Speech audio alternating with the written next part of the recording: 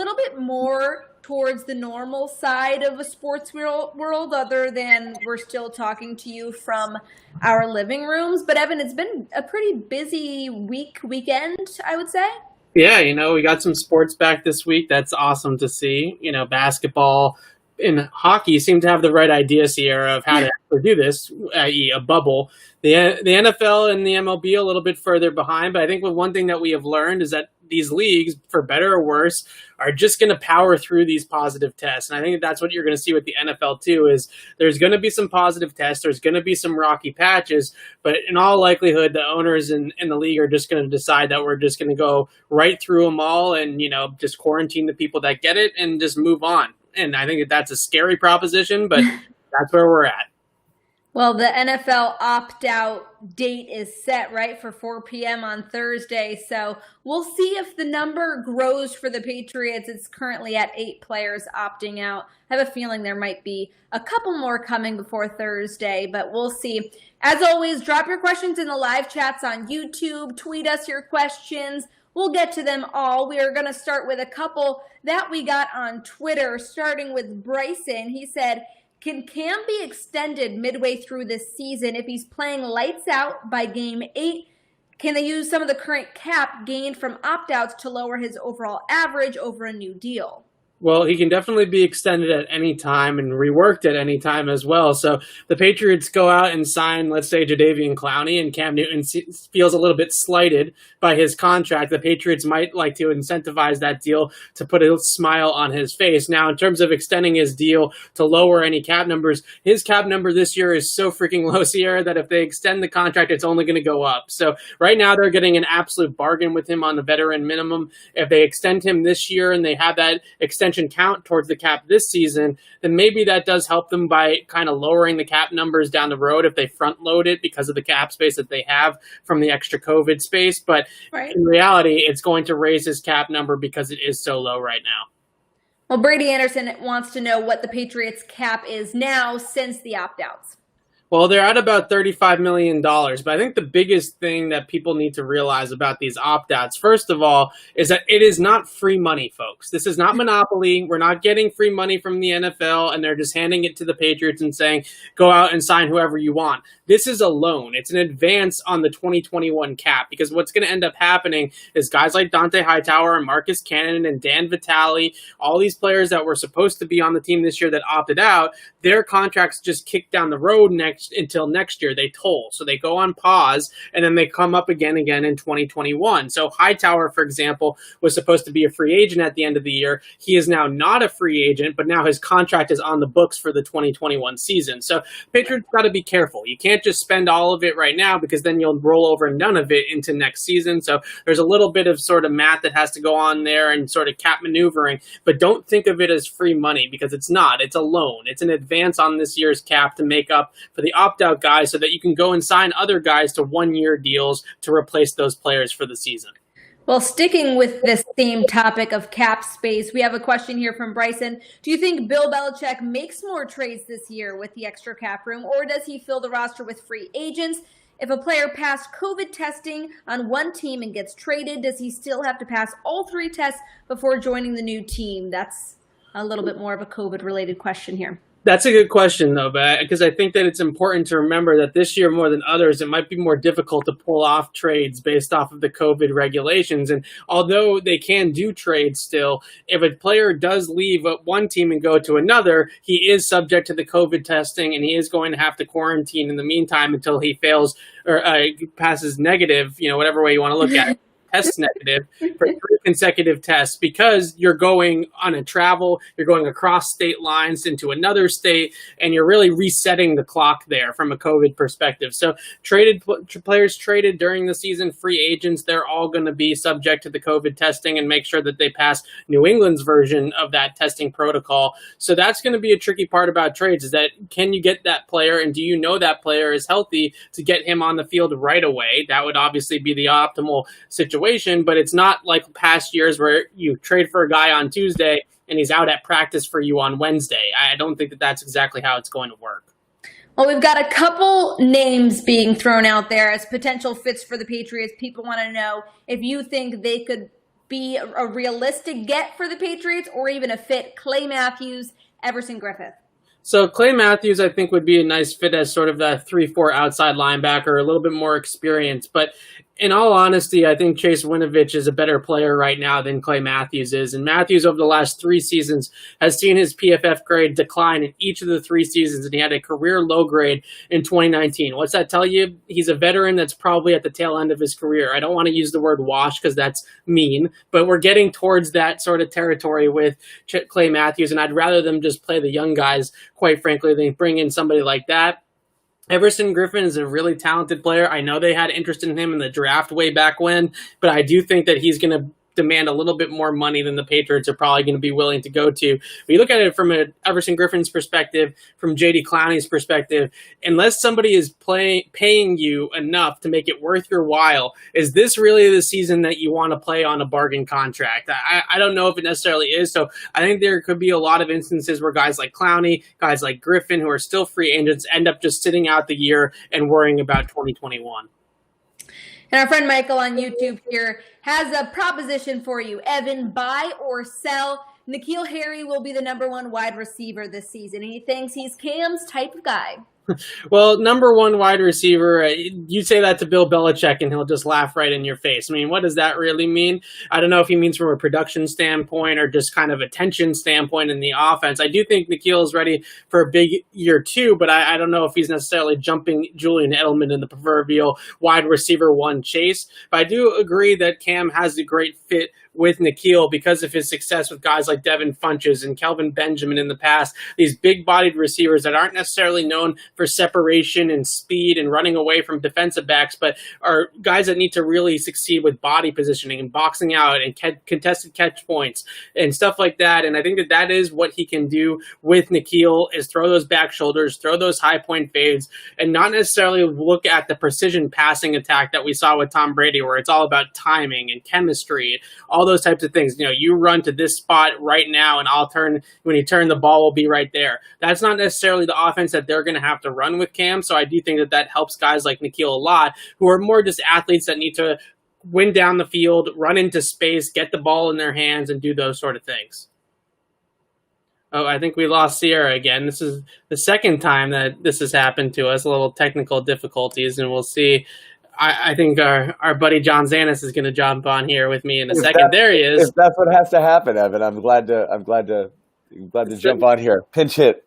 I know. Unfortunately, we're getting these technical difficulties on the live stream here, but we'll continue on anyways. We'll blame the hurricane. Let me go mining for questions for you. Okay, thanks. We've got Ryan Sullivan on YouTube, wants to know lack of inside linebackers on the team. What's the chance of Dejon Harris? Dejon Harris. Scoop. Yeah. This is his nickname. Yeah, Scoop.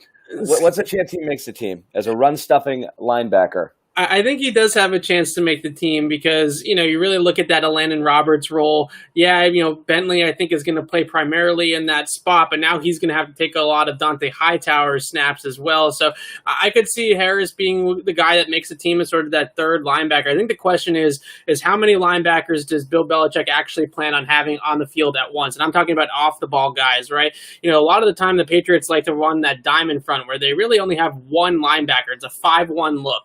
They only really have one off-the-ball linebacker, and they fill the safeties, insert those guys into the box as de facto linebackers, hybrid linebackers to cover the tight ends, cover the backs, do all that kind of stuff. So I think the real question is can Belichick survive, and can Gerard Mayo and Steve Belichick survive with Bentley being the one guy in the center of the defense and having a bunch of safeties on the field to fill the other spots? Or are they really going to want to go to more of a traditional look at times and have two off-the-ball linebackers where we're more kind of accustomed to seeing that out of a 3-4? You know, think back to the days of Teddy Bruschi and Ted Johnson, for example. Those days are kind of done. Last year, they sort of went back in the proverbial time machine and pulled out some of those formations a little bit more. But I think that they are going to play a lot of safeties in the box in those linebacker spots and really just rely on Bentley as the guy in the middle. I'm going to check in. I think Sierra's back with us, so I may have Sierra join and pop out. But I want to go back real quick, Evan, to what you discussed about N'Keal Harry earlier. The question asked about the number one receiver, which we know doesn't really exist with the Patriots. But the question also was the person who asked the question was saying that N'Keal is Cam's type of receiver. Do you think that that's the case, and if so, why? I do, because, I really think that throughout his career, first of all, Cam doesn't have the best accuracy, right? His pinpoint accuracy is not quite the same as a guy like Tom Brady. So the smaller receivers, the Carolina's kind of gone two iterations with it. First, they went with the Devin Funcheses and the Kelvin Benjamins and these big body guys, and Cam won MVP with a lot of those players on the field, not Benjamin, but some of those other guys. Then they went to a little bit more of the, elusive little guys, the Julian Edelman types with guys like DJ Moore and Curtis Samuel. And Cam had varying degrees of success. Now, having a guy with a great catch radius like N'Keal, where the margin of error isn't zero, right? You can have some sort of misses and have him kind of go outside of his frame and make those catches, I think is valuable to Cam. And I think that he can be a type of guy also that works with younger receivers, maybe a little bit better than Tom Brady did, and kind of bring those guys along and pump those guys up. And I do think that he is a really good fit for N'Keal specifically for all those reasons. Conversely, I think Cam struggles sometimes with some of those kind of shorter throws because he has that tendency to kind of wind up and drill it.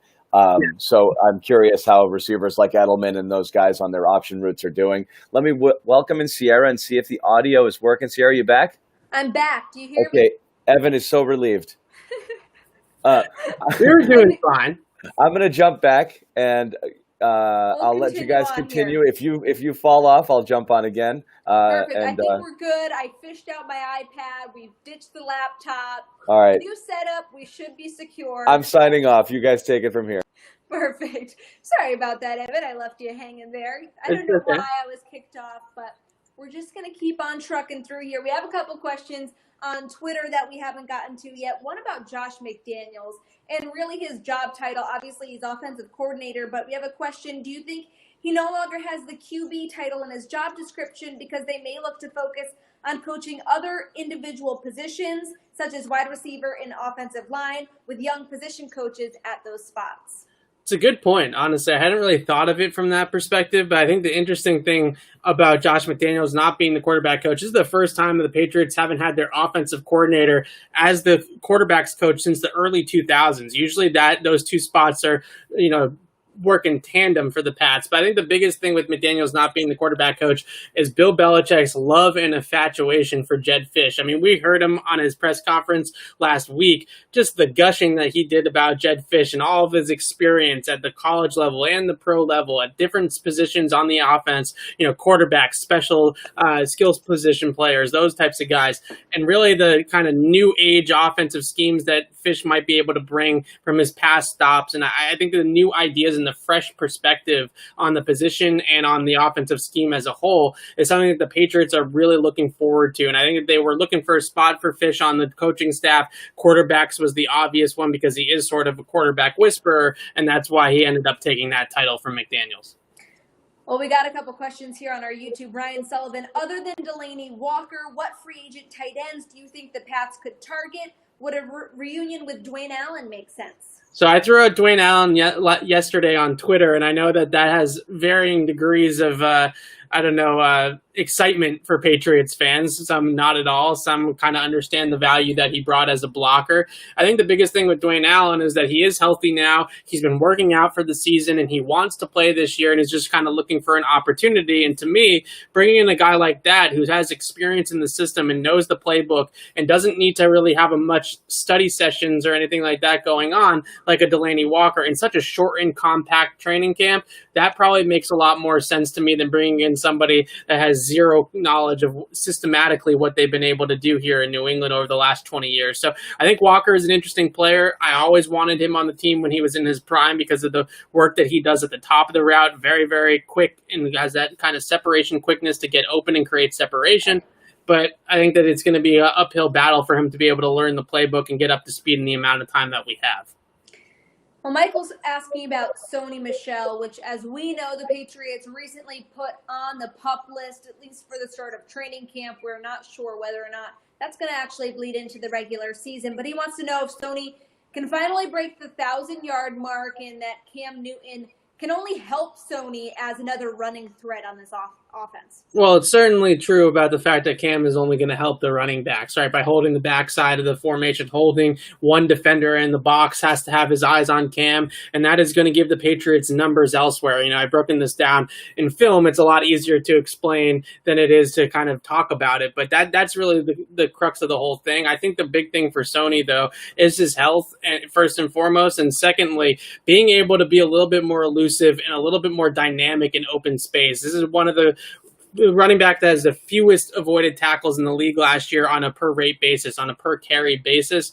And he doesn't have really a lot of wiggle or ability to kind of avoid tackles in the open field so far, at least in his career. And I hope that does change. And that will be the biggest predicator of can he take that game to new heights for him this year, as well as the offensive line, I think, and the blocking in front of him, which obviously is more important a lot of the time than the actual running back carrying the football. So if he gets the blocking, if he can be a little bit more elusive in the open field with Cam's help, I do think that 1,000 yards for the Patriots running back, whoever is the lead running back, whether it's him or Michelle or Damian Harris or Rex Burkhead or whoever, is not completely out of the question.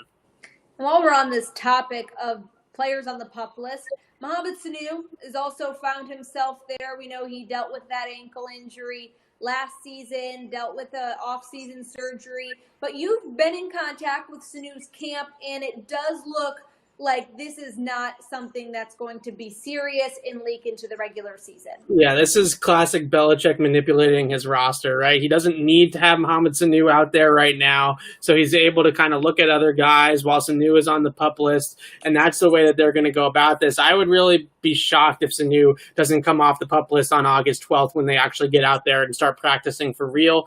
He really has, his injury is fine. He's basically just working on getting up from that 90% game speed to 100% game speed, and that's just more about conditioning than anything else. And kind of the framework of his injury or the structural damage of his injury is past him at this point. We have a question here about Troy Brown. Now that he's still coaching slot wide receivers, do you feel better about his role? Does that mean Mick Lombardi is working with the outside receivers? Well, I think Mick Lombardi is working with all the receivers, and Troy Brown is sort of an assistant helping him out specifically with the slot guys. I don't love it. I still don't love it. I would really like to see Troy Brown focus on his work with N'Keal Harry, with Jacoby Myers, with Gunnar Olszewski, with Jeff Thomas, with all these guys. And maybe you could make the argument that he's still going to have time to kind of sprinkle in there every once in a while and work with those guys. But as someone that was so good at running routes, so good at understanding spacing and pacing and how to get open at the NFL level, you'd really like to see him work with the guys that need to get open for a living. And that's the wide receivers. Now, the running backs, I think, can benefit from him, certainly. How he open field ball carrying, that's what Belichick talked about. He also talked a little bit about, okay, we have somebody in the chat whose name is N'Keal Harry, and that just really threw me off. And then also pass catching. It's really him. Yeah, it's really him. What's up, N'Keal? Pass catching out of the backfield, right, is obviously a key to this Patriots offense, and I think that Troy can certainly help there as well. But at the end of the day, I think that what you're seeing with Troy Brown is that Belichick likes to cross-train his position coaches. Main reason why is that's the quickest way to get them elevated to offensive coordinator is by learning the game from different perspectives on one side of the ball. So you look at McDaniels, he's worked with quarterbacks, he's worked on the defensive side of the ball, he's done a couple of different things. Steve Belichick is moving around, Matt Patricia, Brian Flores, all these guys sort of went around and did different jobs on the coaching staff until they got promoted to that coordinator status. I love this question that we got on Twitter. Why aren't the Patriots releasing videos of the players? Yeah, this is a really good, interesting question. I actually got this in a DM. Somebody DM'd me and was like, why are the Bucs training already and the Patriots aren't doing anything? And that's not the case. It's just the Patriots social media account is obviously limited to what they can show us by the head coach himself. So I think that that's really what you're seeing is that the Patriots, until they have to open the doors up to the media, are going to keep it as tight-lipped as possible. And really what you're only missing here are glorified OTA practices, right? So you can wear helmets, but you can't wear pads. You're throwing the ball around. You're getting loose. You're working on conditioning. You're working on chemistry. It's really not a ton of real football at this time. Yeah, we'll probably learn a lot more from the videos that the players themselves are putting out on their social media. Yeah. Granted, it's a highlight reel. They're only putting it when they look good and they're doing something good, but definitely more access than you're going to get from the Patriots organization themselves. If you know anything about the Patriots, they tend to be a little tight-lipped once in a while. But before we wrap this up, we have a last question about your concerns about Devin McCourty opting out for the season. We heard from him on Sunday where he really expressed his concerns about what the NFL is doing by moving up the opt-out date, and that he's still trying to figure things out. So what happens if D-Mac decides to not to play the season? Well, if Devin decides not to play, the whole equation changes, right? And I really do believe, that they're going to be able to fill some of his production with guys like Kyle Duggar and other people in that spot. But he's the glue right now to this team. He's the guy. Matthew Slater called him the leader of the Patriots a few months ago, and I think that's really true. But I think with Devin, like all of us right now, the situation's fluid. We're all TBD, right? I don't know if we're going to be out at practice next week or if we're going to all be locked down. You know what I mean? Like, it's the whole situation is a very fluid situation. The season could start and then end very abruptly. We could make it all the way through without really any major hiccups also. So I think all Devin is kind of saying is that we're all wait and see at this point, right? And I don't think that he's truly on the fence and that he would opt out before Thursday. I think he's out there. He's been out there at practice. He's been in the team meetings. He's ready to go. But I think the big question is a month from now, 6 weeks from now, when they start traveling and when they start, playing other teams and they start kind of contracting the virus from the outside, when does that sort of get too dangerous for his family and for him personally? That's when maybe he could revisit the decision. I think the most interesting part about McCourty is that he has said time and time again that the opt-out date means absolutely nothing to him, that he will opt out 2 months from now and he'll sit out the rest of the year if he feels like it's not safe. So I don't think it's necessarily right now that you have to worry about with Devin McCourty. I'd say it's probably 2 months from now, 6 weeks from now, when the coronavirus hopefully doesn't come back, but maybe it does come back in full force in this region and also in other regions, and that causes sort of a domino effect. But is he going to opt out by Thursday? I don't think so, but it's definitely a fluid situation as it is with most of us in most of our jobs right now. Absolutely. We really don't know what's going on at all with football. We're just playing it by ear like the rest of them. But thanks for joining another live Patriots Q&A. We'll be back here same time, same place on Friday, 1 p.m. Eastern time. In the meantime, don't forget to subscribe to our YouTube channel over at Patriots Press Pass. We churn out a bunch of Patriots-related content on there daily, so you won't want to miss it. And as always, follow us on Twitter at PatriotsCLNS. We'll see you on Friday.